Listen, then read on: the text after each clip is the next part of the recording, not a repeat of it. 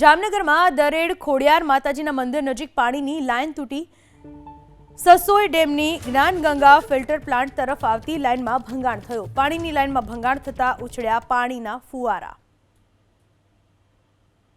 આ વિશે વધુ માહિતી આપવા આપણી સાથે જોડાઈ ચૂક્યા છે જામનગરથી અમારા સંવાદદાતા ફોન લાઇન પર।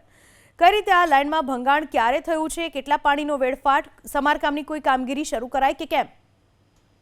બિલકુલ, આજે સવારના સમયે દરેડ ખોડિયાર માતાજીના મંદિર નજીક મુખ્ય માર્ગ પર સસોઈ ડેમથી જ્ઞાનગંગા ફિલ્ટર પ્લાન્ટને જોડતી એક પાણીની મુખ્ય લાઈન છે તે કોઈ કારણોસર છે તે તૂટી જવા પામી હતી ને પાણીના ફુવારાઓ છે તે ઉડ્યા હતા અને રસ્તો આખો છે તે પાણી થઈ ગયો હતો।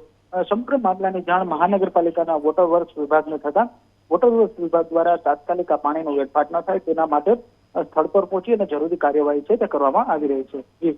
આભાર આપનો તમામ માહિતી બદલ। સસોઈ ડેમથી જ્ઞાનગંગા ફિલ્ટર પ્લાન્ટને જોડતી એક પાણીની મુખ્ય લાઈન છે તે કોઈ કારણોસર છે તે તૂટી જવા પામી હતી ને પાણીના ફુવારાઓ છે તે ઉડ્યા હતા અને રસ્તો આખો છે તે પાણી થઈ ગયો હતો।